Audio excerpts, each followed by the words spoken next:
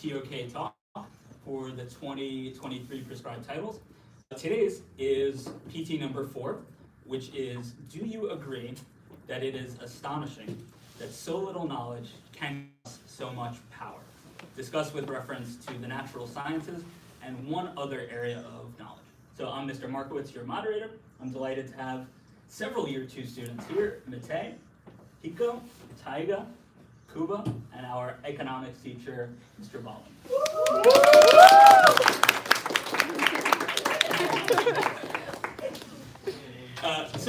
I want to start by just pointing out that this title is interesting because it's got kind of two questions in one. So I'm going to reread the title.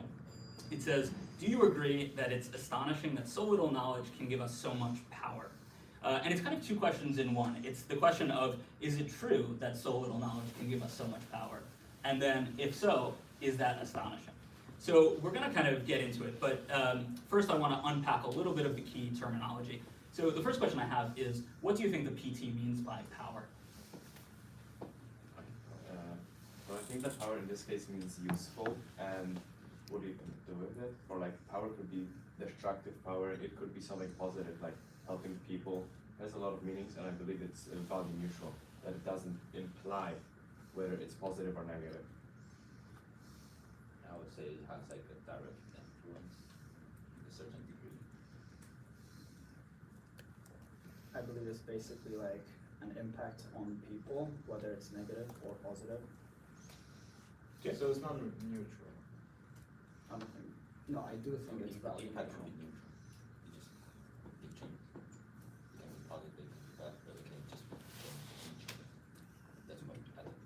So are we in somewhat agreement that the term power could be bad, could be good, could even be dangerous? It doesn't necessarily imply one or the other. Yes. The other thing we have to deal with, and it's kind of tricky, is the PT uses the term so little knowledge. Any sense of how we know when something is so little knowledge? I believe by so little knowledge, this basically means that it's knowledge that's easily accessible or easily learnable, I guess, in a sense, and maybe even easily replicable. I believe that little knowledge could also be defined in like a scope that, you know, in how much we know, little knowledge could also be something really important like technology. It's little knowledge in the scope of everything we know, but in like a certain topic it could be a lot of knowledge. So I guess a lot of things could be defined as little knowledge. That's what I think.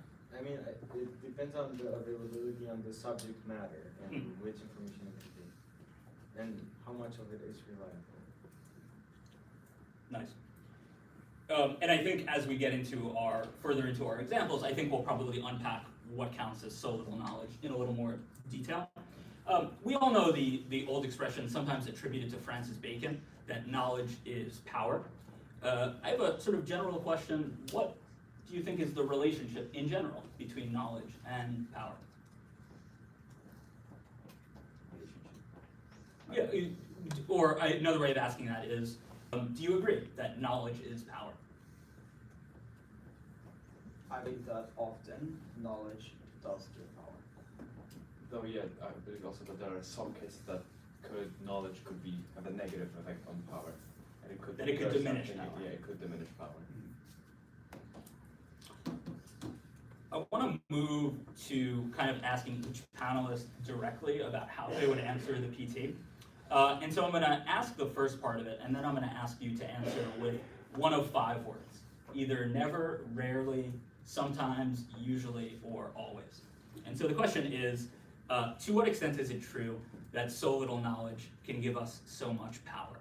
And so your options for now are never, rarely, sometimes, often, or always. So I suppose we can start with Sometimes. sometimes. Also, Most of the time. I'll say often. Sometimes. I'll say often. Often. Okay. We can, I guess, jump right into natural sciences if we like. I have a couple of direct questions, but I'm gonna leave it open for the time being and just say, in the case of natural science generally, is it true, or do you agree that so little knowledge does give us so much power? And if so, is that astonishing? natural science especially, little knowledge can give us so much power. And with like the definition that I mentioned in the scope, I believe that what Synchron did not that long ago, which is like a counterpart, basically like a competition of Neuralink, which tries to implement chips into human bodies to help them with any disease they had. And they recently just implemented one of their first chips into the first human, and it fixed ALS, which is like you cannot move nor speak. So, and that chip fixed it, and the person could speak and move. Not as perfect as a person that doesn't have any disability, but still made them able to do it. So I believe in that case, if you look at from the grand scope and how much knowledge we have, that little knowledge of that small chip is a lot of power. Like, it provides us with humanity with a lot of power and a lot of more potential that it has. Like, and it's very useful and could be destructive possibly, we don't know yet. Interesting that you use the word potential. Potential and power are actually come from the same root. That's interesting. Other thoughts in the natural sciences? This is going to sound quite obvious, but when I read this PT, I first thought of nuclear bombs. Because after you make one, it's quite easy to make more. And as we know, many countries already have made thousands of nuclear bombs. And we know that so little knowledge of just making a nuclear bomb gives us so much power to the point where we can erase a complete city, maybe more. I have a question. Is it too early if I kind of try to like counter? Not at all. We love counterclaims. Okay, so I want to kind of counter on the point they emphasize about the little knowledge, because what they're saying is like little knowledge about, for example, nuclear bomb.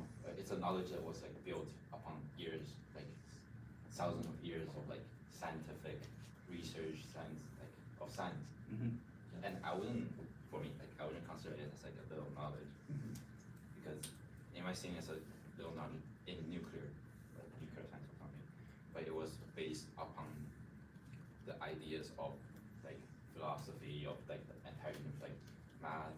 It's just like it has been like developed for thousands of years. So perhaps the end product was little knowledge, Yeah, but like in the the process. scope of the knowledge, it was perhaps not so The little. massive replication is little knowledge, you know, you could just, like, with mass reproduced bombs, you could just like sit at like a assembly line or something like more abstract, but assembly line and just create a bomb, and you don't know what you're making, you're just attaching a part, and it is little knowledge that gives the country so much power, like little knowledge of some few people gives us so much power, right? The creation, like the process was a lot of knowledge, like that's undeniable, yet the final product and the reproduction, replication of it, like I said, is little knowledge. You bring up a very interesting, different notion of little knowledge, which, if I understand you correctly, is little in the sense that it's concentrated in very few people, Correct. which certainly gives whatever little knowledge there is that much more power. Good night. We're pretty quiet, just trying to, from the economics standpoint, about little bits of knowledge, I think you could argue that the whole discipline is based on having very little knowledge of the predictions that economists are trying to make. So we're studying human behavior and choices that humans and businesses run by humans and governments run by humans make.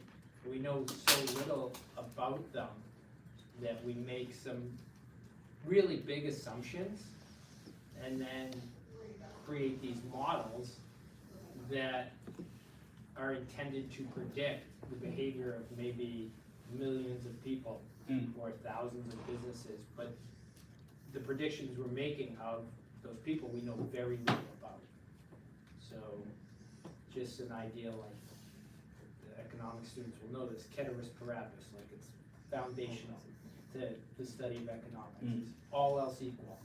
So it's almost like saying, we only know a little bit, everything else is gonna be equal. And then we're gonna make this prediction. Is it true that the original assumption in economics was that people act in their own self-interest, and that we're only very recently starting to revise that? Yeah, the early, like you could go, economics goes, all humans since we've had societies have been making choices about the resources they've had. So like you could say economics has been around since then, but like the free market idea, yes, that what you said would be correct. That motivated by self-interest, and by doing that and produce these outcomes. Since Adam Smith, there'd also be that humans behave rationally. That humans have perfect information when they make their choices, but there's those big assumptions because we know so little about how an individual human will behave. So we just use a little bit of knowledge to make a big prediction. So I'm gonna jump in there and ask if that is astonishing, because the question, the PT asks if the fact that so little knowledge gives us that much power is astonishing. And what I hear you describing is basically two really simple assumptions about human nature, the rationality and self-interest, that basically, unless I'm wrong, guided free market economies for a very, very long time. So is it, and this is open for anyone, is that fact astonishing? Or is it surprising that those two relatively simple and perhaps imperfect assumptions were the guiding principles of economies for a long time, if not still? I mean, what I wanted to say is, on this case, that for me is not that astonishing. What for me is astonishing is that the so little knowledge we have is kind of what we all have. Like, we cannot have really more, because every single human is different, and then we have to make a prediction for every single person. But for economics, it's a grand scope. So can our little knowledge be more knowledge? I don't think it can be. I feel like that's astonishing, that our ability to have more knowledge about the topic, to create more accurate things, is just not possible. Like, we cannot get that knowledge. So maybe even our little knowledge, we consider little knowledge, but it could be all that we have, all that we can have. So I feel like that's astonishing, that we cannot gain much more power because we cannot get more knowledge in this case, even though we consider little knowledge about people. That's as much as we can. The PT asks us to spend a little more time on natural sciences, because that's one of the kind of prescribed PTs. So I want to just go back to natural sciences for a minute, and I want to ask a question about medicine. Now, when you have a condition, a medical condition that's very poorly understood, that of course does not prevent doctors from trying to treat that condition. And sometimes that has enormously dangerous results.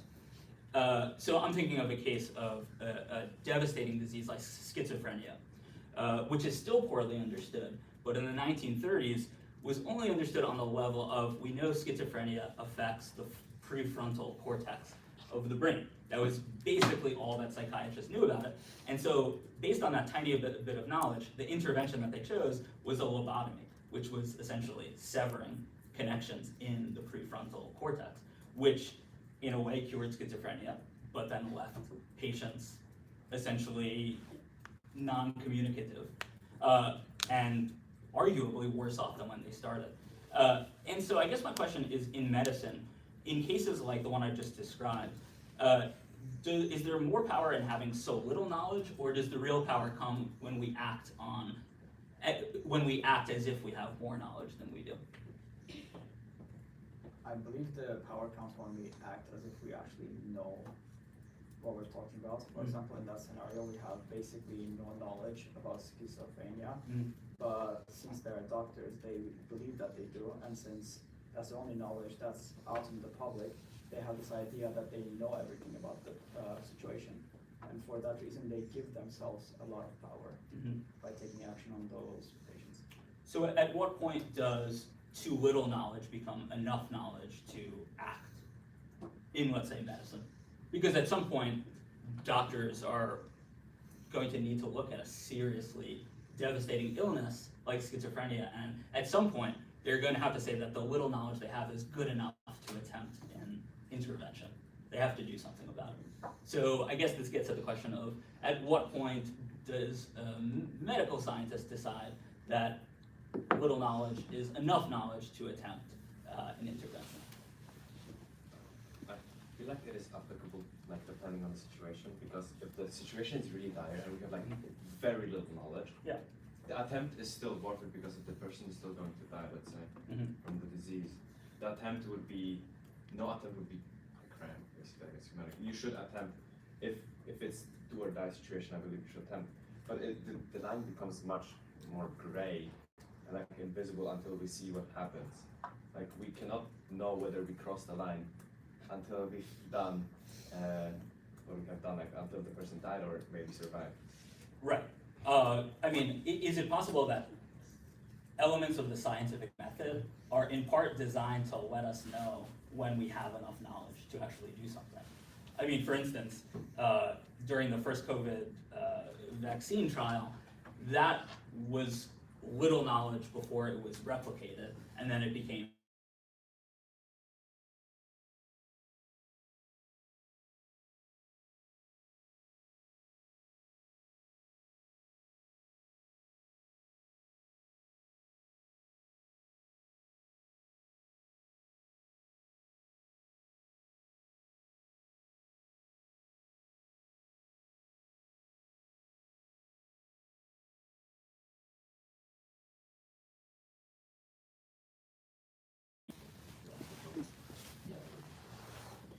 I believe the scientific method does indeed force us to know, well, at least have enough knowledge to have some power.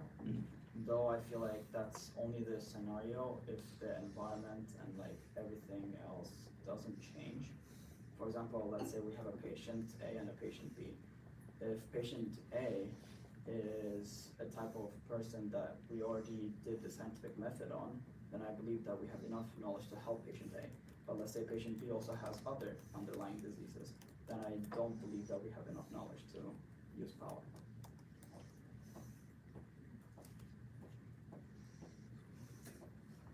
Can I bring it to an economic example that's similar to like medicine? So if you Sure, just, yeah. Yeah, it's okay, we can switch back and forth. so if you take an economy, like a human body, and you take an event like the Great Depression, and you say, there's clearly something wrong, and governments recognize that because lots of people didn't have jobs. So, they decided in the 30s that we need to have some knowledge of how big the problem is. So they created what has become the be-all, end-all microeconomic indicator of GDP. And so they essentially, the economists came up with this stat that measured how much stuff we were making. And then they could say, with that, oh, we didn't make as much stuff, so now we have a problem. And that little bit of knowledge influenced how the governments of the world decided how to attack that problem, that we weren't making enough stuff. And are governments increasingly revising the GDP metric as the most important metric? Well, You have things like what has gross- then come is they try to say, well, that doesn't measure a lot of good things in society, and it measures a lot of bad things like prisons come as a plus, people going for walks doesn't count at all. But every time they tried to come up with a new measurement for an economy's progress or well-being, it's become too complex. They've tried to understand too much and no countries adopt it, or they start to say it doesn't get accepted, and GDP continues to be this simplification. The simplification. Has been enough, and all these indexes that the United Nations to the OECD make, they don't get adopted. This makes me think of a question: is there any argument to be made in economics or the natural sciences that actually limiting our knowledge in the case of like GDP, like if I don't know exactly how to form this question because it just came to me, but like if maybe there's a benefit to reducing all economic data into GDP, because by simplifying it that way, we may actually have power that we wouldn't have if we had too many metrics that we didn't know it to do it, if that makes sense. Open question. Okay, I'm gonna go back to human sciences in a couple of minutes, but I wanna ask one more question about medicine, actually. Any of us has the power, because of the unlimited information and misinformation on the internet, to diagnose our own diseases, if we want to. We can feel a set of symptoms, Google it, and then find out what disease we are likely to have. Now this can go really well, and it can go really badly. In the case of COVID, this could mean Googling a set of COVID symptoms, deciding you have COVID, and then deciding to quarantine, which is good. That's a good kind of power. It can also lead to someone accessing misinformation about something like, if I drink bleach, it will cure my COVID. So this is an example where the kinds of power, it's really a double-edged sword.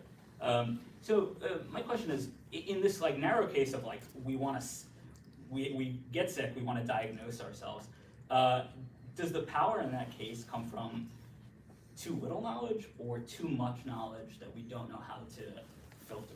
I think it comes from too little knowledge. Like, for example, I have a friend that diagnosed themselves when they wanted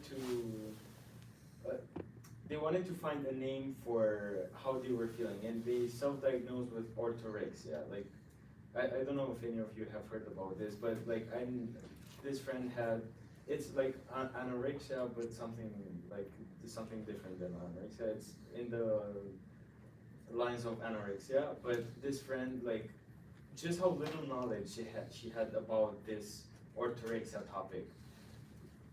Like, it had so much power over her. Like, it destroyed her life for 2 years. Like, just this label, because she didn't have any knowledge of orthorexia, like, really impacted her life negatively.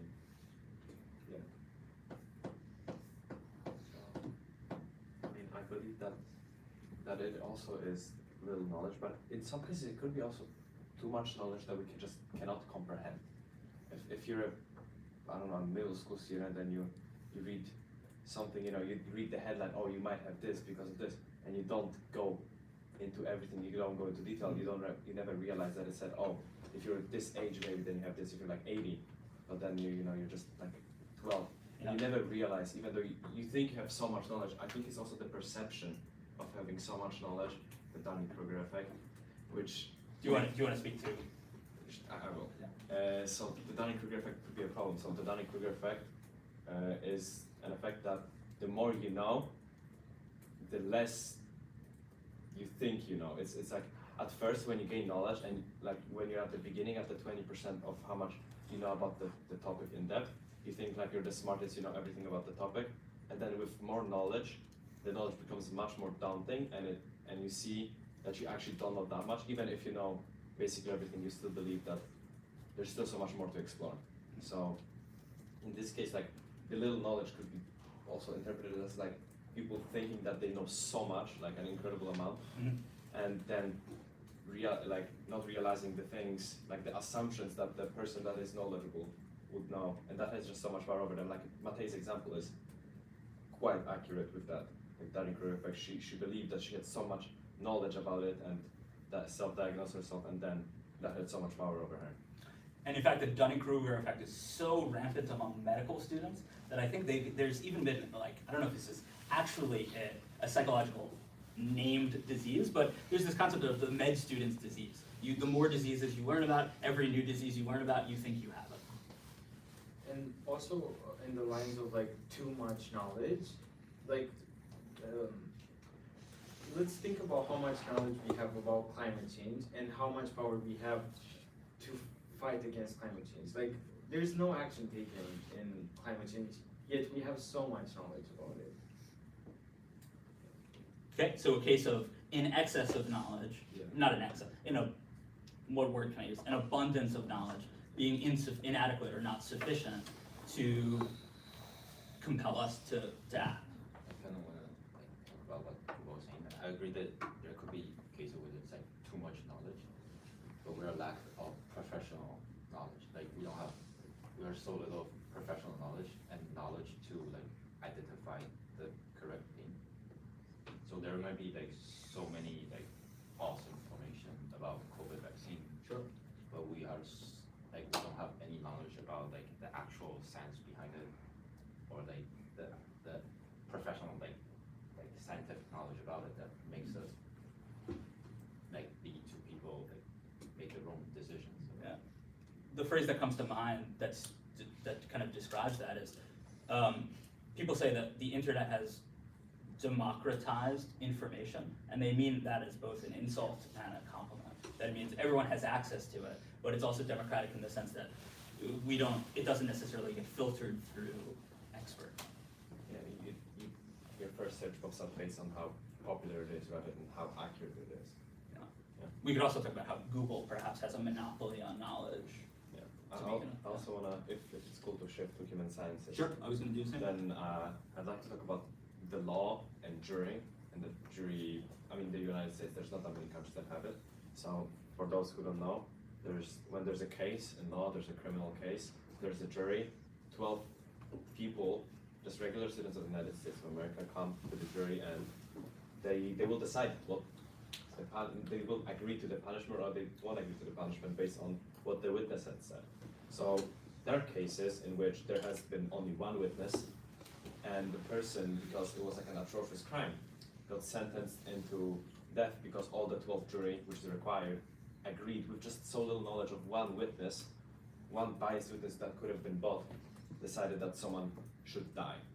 So that little knowledge of those singular people that have been pulled throughout the country, throughout the state, and The jurisdiction where the yeah. crime was committed. yeah, and they have so little knowledge of what happened just from the one victim or witness, yet they have so much power in their hands to kill a man or to kill a person, which is astonishing in my opinion, because it really changes what you think, because you don't know anything basically about what had happened, yet you have the power to kill someone on the spot if all the people agree with you, and that could be up to chance. Like the victim could have been, like the witness could have been drunk, could have like missing something, could have been paid, and then just because it's one and the little knowledge that they gather, someone dies.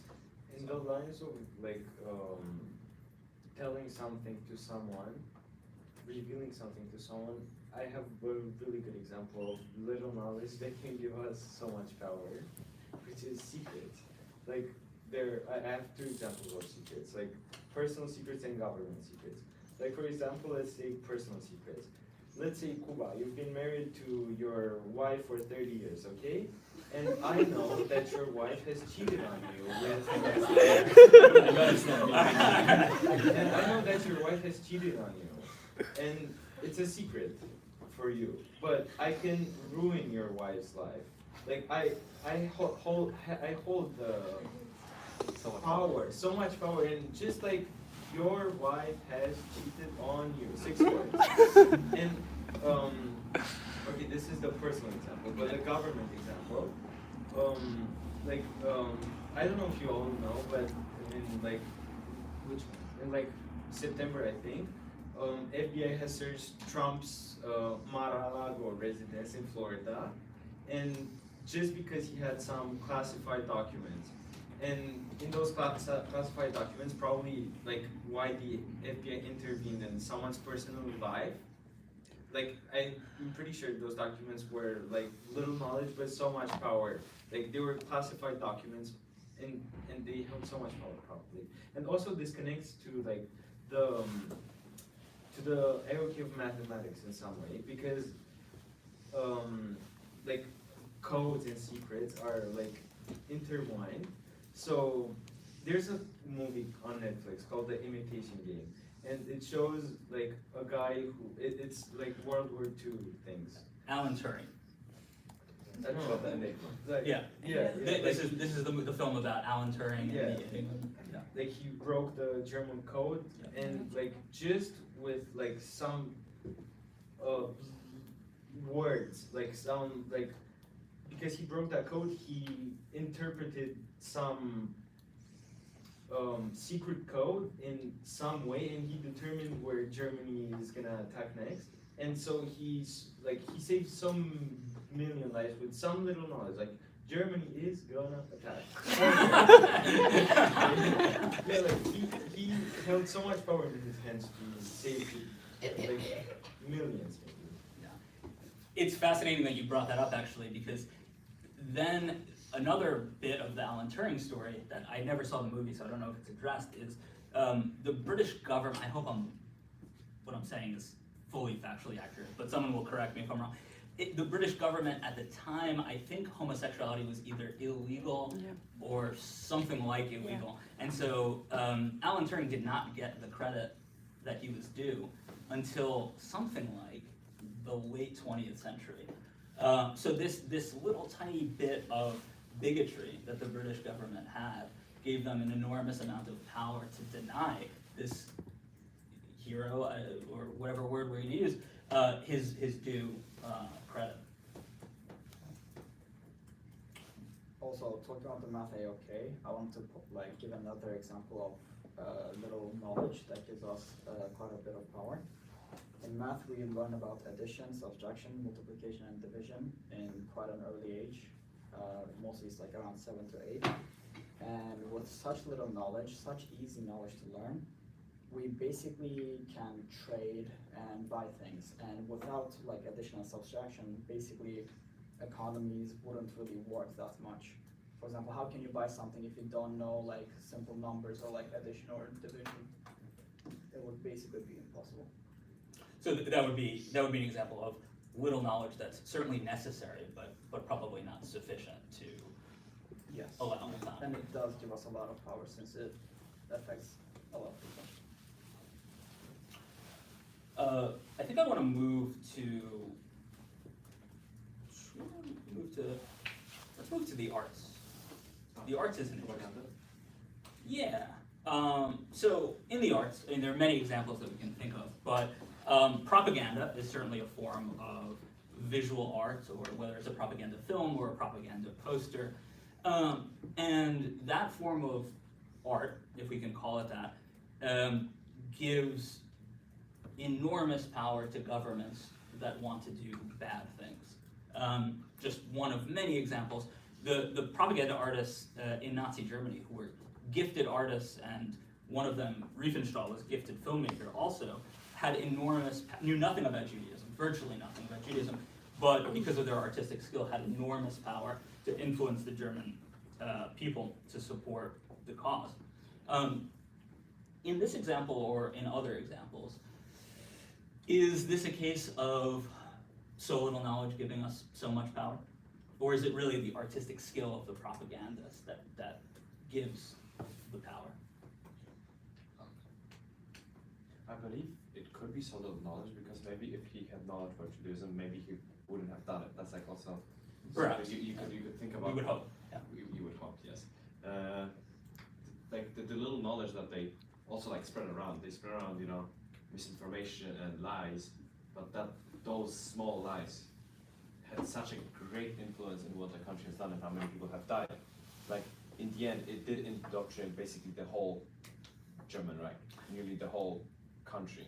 So that little knowledge had power over 15, 20 million people at the time to believe something that was simply untrue and quite visible if you didn't even add small bit of investigation. And I guess you made me think of a better way of phrasing that question, which is there some sense in which art can art give bad information more power by communicating it more effectively?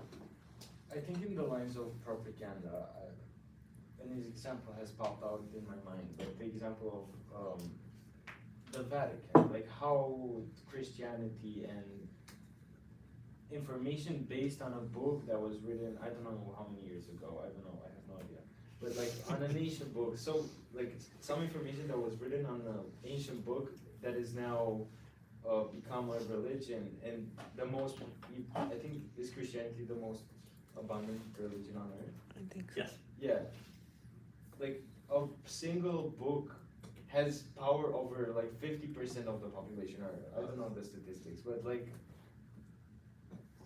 yeah, like, and this can like, this led to crusades, like it led to so many bad examples of power, not only good examples, like how it maybe saved people.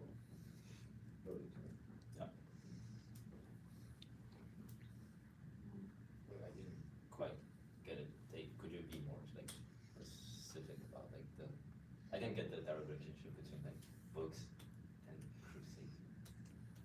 Do you want to Yeah, clarify or like repeat?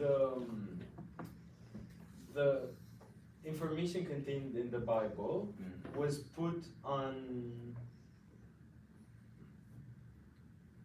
real life. Like that's how Christianity was by the Bible, you know? Or I hope so. But like Christianity has like the Vatican has power over billions of people, you know? And before like I don't really know how. Can I jump in on the same topic? I think the quote applies to the growth of religions, at a time when people had less knowledge, even less, and the majority of people couldn't read. The people who had a book, the Bible or the Quran or any of the major, the ones who could communicate that could use that to explain, because there was so much that people didn't understand, and it gave it even more power. Like the less knowledge, then a little bit of knowledge gave it even more power to those religious figures who could actually read and communicate what was in the book. So this is like there's a clear example of that I think with the flat Earth, right? Christianity and like nearly the whole world believed that the Earth was flat. Why? Not because they examined it, not because they tried it. It's because that's what the people of the religion said. The smart people, the educated, because the educated were the religious, the prophets, the pastors. Like every single person from the church was supposed to be like a smart person, like he knows everything. And then when everyone says that the Earth is flat without testing it, that little knowledge of like religion and the book, at that extent, you don't even know if the Earth is flat. You're just like, I mean, he told me that the guy told him, so you know, the Earth has to be flat, right?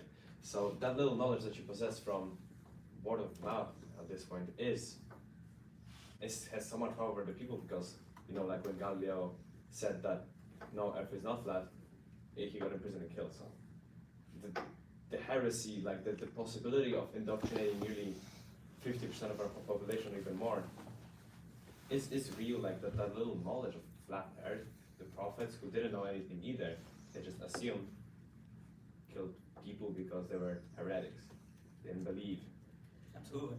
I have kind of the same idea, kind of just pop up into my head. It's about, not really, but like when they were saying like Earth was the center of the universe, right? It's like so little knowledge of like understanding the universe.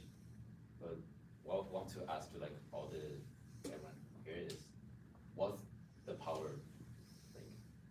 Like does it give us any power? Like just not knowing like Earth is not the center of the Earth. Yes, I feel like the power there is not implied in the fact that the Earth is flat, but it's like the possibility of telling people something and everyone believing it. Like when you could tell someone and no one ever tested it whether Earth is flat until like some heretic came and was like, well, what are you guys doing?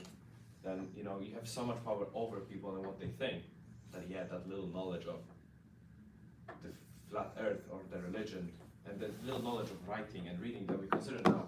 Writing and reading, what is it for? It's basics.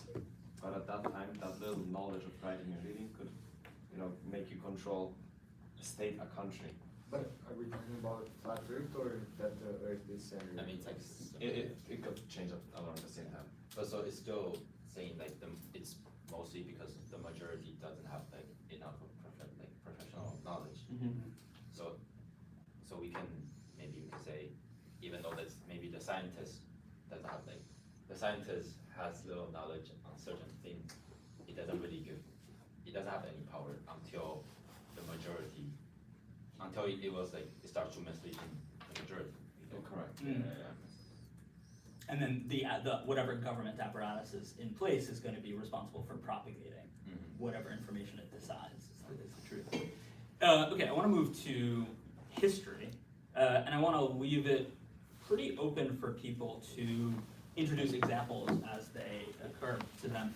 But in history, is it true that so little knowledge gives us so much power, and is that astonishing?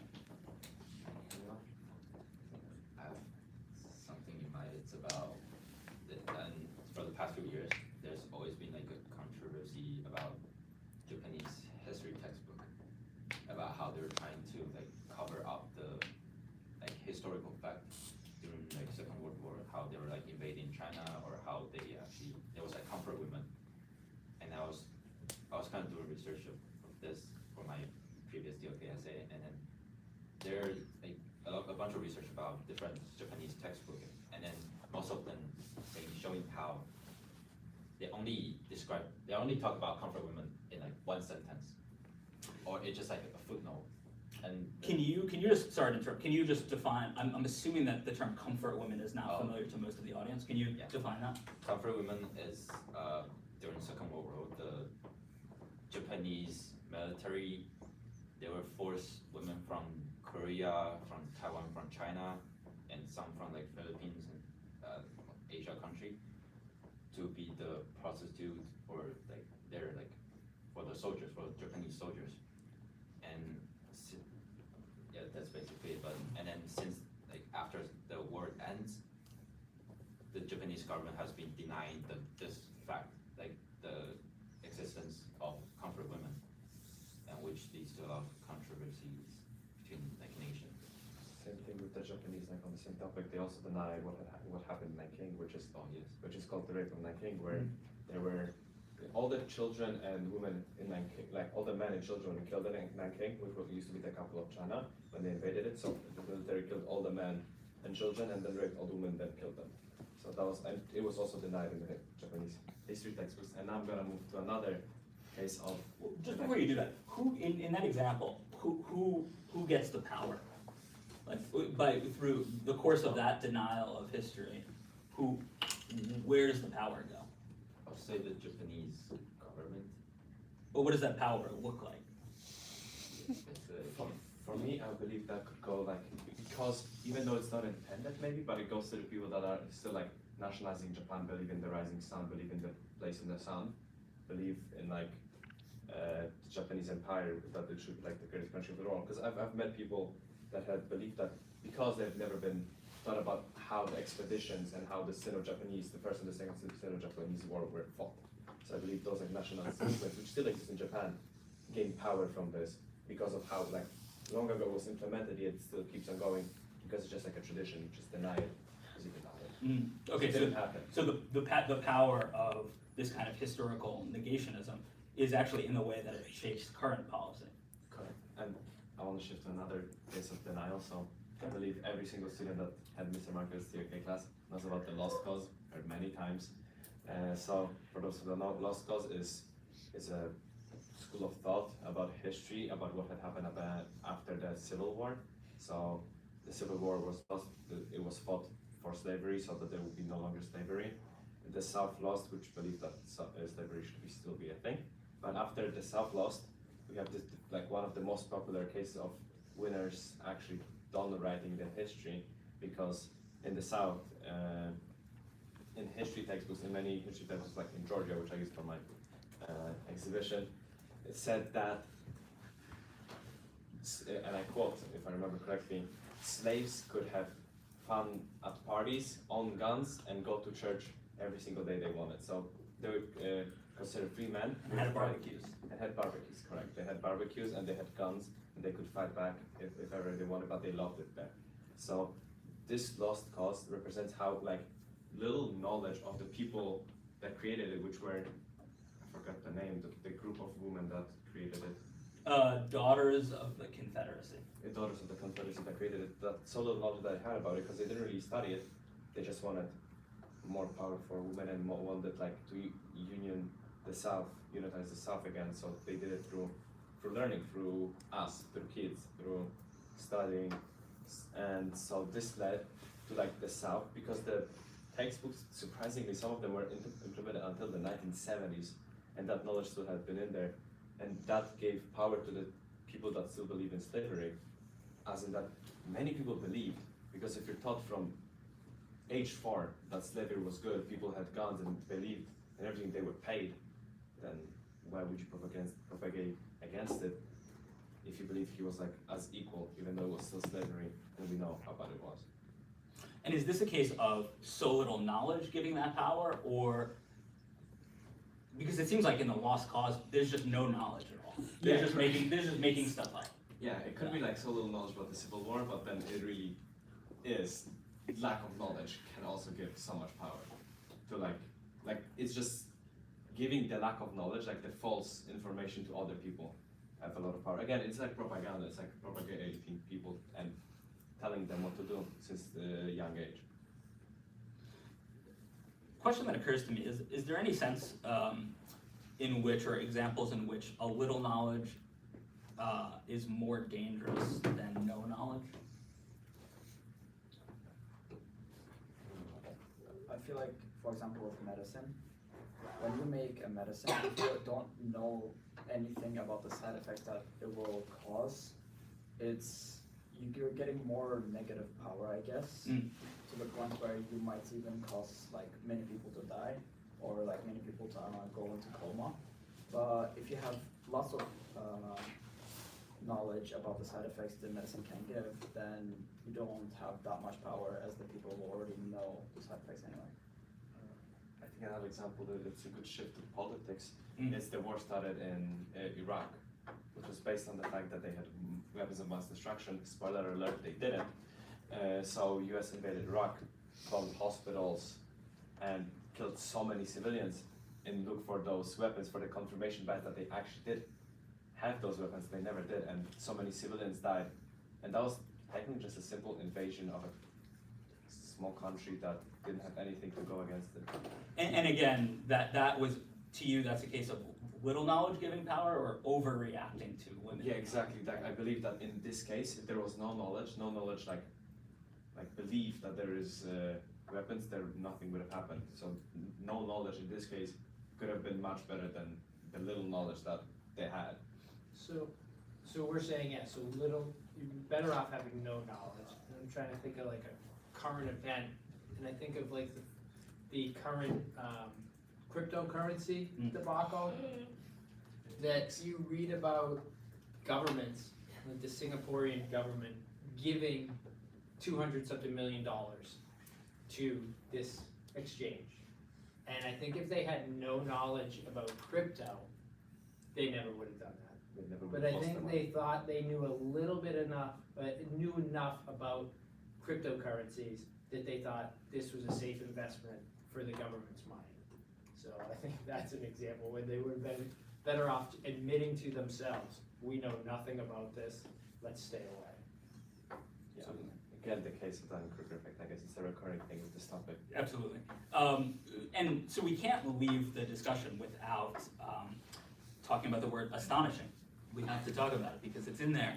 And it's this strange thing for a PT to ask about our emotional reaction to something. And so it looks like we're largely, to one extent or another, in agreement that so little knowledge can give us quite a lot of power. Are we astonished by this? Yes.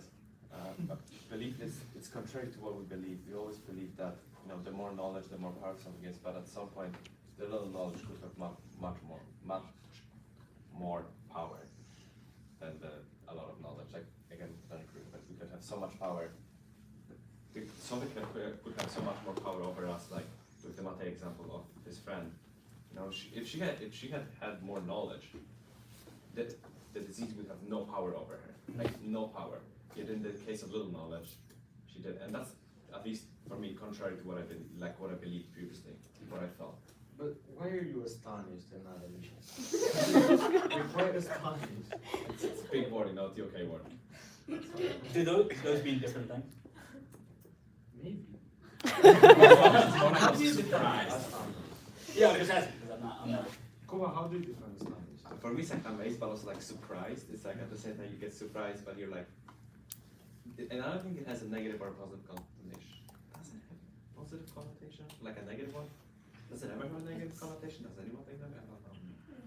The word astonished. Astonished, yeah. I I believe it's mostly a positive No, I think, connotation. well, we don't have to get too, I think I would use, if I wanted to use the word astonished but meant something negative, I think I'd say appalled, maybe, Okay. but that's, the question, I'm just gonna introduce my own view here, which I shouldn't do, but I think it's the opposite of astonishing, because for me, the drive to power is much greater than the drive to knowledge. So for me, it's totally not astonishing that a little bit of knowledge gives us so much power. Why? Because I think a more fundamental part of human nature than seeking knowledge is seeking power. Yeah, that's why I think it's astonishing actually, because it's surprising. That's like the element of surprise. Well, I'm saying, given that statement about human nature, I think, for me, it's unsurprising. Okay. For me, it's really surprising because, you, contrary to what most people, I guess, believe, or maybe I only, it would be weird, that the little knowledge that we have, you usually think little knowledge, less powerful, doesn't know much, then the person is much less powerful, yet in many cases, actually, like, I think I shifted my opinion from sometimes to often, like in the beginning answering your question, that, so little knowledge can actually very often have much more power than a lot of knowledge. And I guess I'll end by just asking the panel, since Kuba, you introduced the idea of changing your mind, did anyone else's view either shift during the course of the discussion, or get stronger, or get weaker? I think you just brought up the word appalling, and it made me think about democratic elections. That most of the voting we do is with so little knowledge, and our candidates can give us such little bits of knowledge and what they stand for. And they, Twitter, for one, Mr. Donald Trump, was so much power, and he's giving so little. And so I just all of a sudden went from astonishing to kind of appalled. Appalled. But that's how we vote. Many times we don't. We vote on based on the party, and that's all we know about the candidate is what party they belong to. Mr. Trump was just a man on Twitter, I think, right? Like, Well, Well, we don't have to. He gave Wrote my us essay about a it. very little bit of information about what he thinks about a situation. That's enough. So you would say you agree with the title plus more. You want to amp it up to from astonished to appalled. I like that. It's pretty interesting how much power Twitter has. Like Twitter by itself, like everything goes down on or Twitter, Google, like, or Google. yeah. But like Google, it's more obvious, I believe, than Twitter. Like just a social media, it has so much power. Like simple words can change what people think, basically. And at that point, the little knowledge also could be that people get banned and removed. So is that really good for like our knowledge gathering? Do we have more power if we had more knowledge of other people? Or if there's a more restricted group, is that better for us? Is that like more knowledge, like that less knowledge would give us more power because we have fewer to choose from? So it's again propaganda, surprising. Like in TV, if you had or in radio, one radio station, you have a little, like only knowledge of one radio station, but it's the only thing you listen to. You get indoctrinated by it, and it gives so much power to the person that talks on the radio and makes you believe something. Because if you have nothing other to listen to, why wouldn't you listen to what that was? So it's kind of this idea that social media is both can be an excess of knowledge that can't be filtered properly, and a case of so little knowledge. Correct. Any last thoughts? I'd like to thank the panelists so much for a great discussion, and the audience joining us. And now, as we always do, we will turn it over to our audience to ask us the hardest questions that they can think of. Directly on time. Please don't. Can we ask who is astonished in the room? Like, can the astonished people raise their hand? That's pretty cool, Okay. actually. Like, Can the totally unsurprised people raise their hand? Just yes, audience, questions, please. We'd love to hear them. Do you believe that? Oh, sorry, wasn't I gonna? Oh, no. Anyway, when you were talking about history, obviously, I thought about the amount of power that they use in a weapon. We just discussed this in Emument, so it's really on my mind. But the power that a small bit of knowledge in the wrong hands would have. I think the Cuban Missile Crisis is a great example of that. The power that the pictures of the missiles placed in Cuba had. this is very awkward. Yeah. Oh, okay. Yeah. To be clear, the country of The Cuba. country. The country, Yes. the Okay, nation of important distinction. Cuba. Anyway,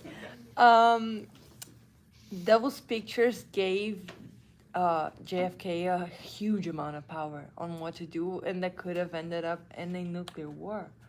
So, do you think that is something like replicable, or that's just a point in time, like just a specific example? So I'll tackle this one. So I believe it's not really replicable because I believe history, it just builds on itself rather than it repeats itself. Like, oh, everyone says repeats itself, but yes, there are patterns. But I believe because everyone thinks differently, every person thinks differently. Like if it was a different president, he could have done something else. A small alteration, he could have fell from the tree when he was young, couldn't be president. And then, you know, we're not here. So I believe that it won't repeat. It's only like a point in history. It's once and once for all. If something similar might happen, that we can like learn from the human crisis that in the future this is what we shouldn't do. But it is only like a one-time thing. You cannot replicate it unless you're doing MUN. Namita?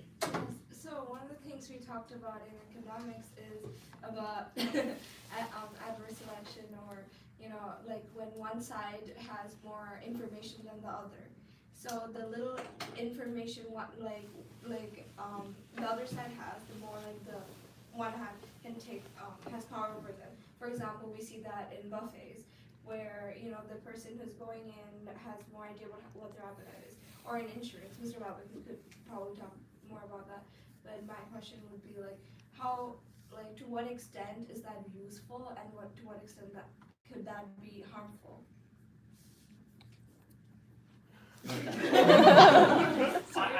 Yeah, we were talking about, because that assumption about perfect information, that when you make a decision is kind of just completely false. Like most transactions, one side of the transaction knows more.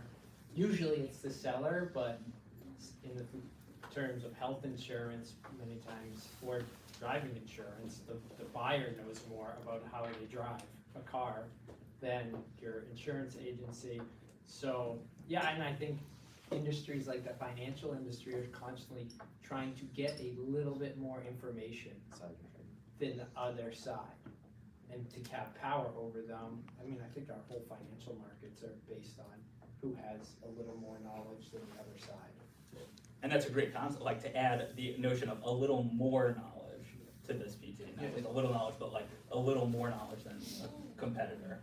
Yes, this like the thing with it's like the thing with insider trading. You can have a little knowledge. I'm sorry, a little knowledge, like that this company is gonna show something tomorrow, and it probably will be like great, amazing. Everyone's gonna love it, so the stock is gonna go up.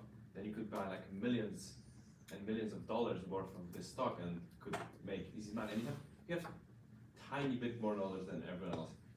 Everyone knows there's gonna be revealed tomorrow, but not for what. And then you know so much. You know so much little, like so little more than everyone else. But the power you can use it, like the usefulness of it is just so high, because you could just skyrocket in your profit and not work anymore. Liv? So this question will be directed towards you, I think. Because, Me? Yeah. I don't usually get the right to answer as moderator, but I could maybe. I mean, I would gladly hear others' Okay. responses to it. So when you were talking about the examples in the AOK of art, then you were asking about the propaganda, and you asked whether the power can be held because of the artistic skills or the little knowledge. Mm. But I believe that in order to gain the skills, you need to have some knowledge. Like, it can be a little bit, like, for example, I don't know, proportions. I believe that if your artwork is more realistic, then you can hold like more power in the message that you're trying to convey. So I was asking, where is the line that you draw between the artistic skills and the little knowledge? Because I just think that the knowledge is required in order to have the skills, you know what I mean? Yeah, so thank you for asking that. Just to clarify what I meant, in propaganda, the artistic skill is super high. And artistic knowledge is super high. The historical, social, political knowledge is extremely low. Okay. So from my point was like that's a dangerous combination. When you have, you'll correct me, Riefenstahl, I think was the name of the director that made this like well-known Nazi propaganda movie. Great director, disastrous message, and enormous power because of her high artistic skill, but disastrously little knowledge of the group she was attacking. Marla? So I'm thinking that the exchange of knowledge has increased a lot with like the internet and stuff. And I'm wondering, why do you guys think that the amount of power different countries have is still so different, even though we can exchange knowledge quite well?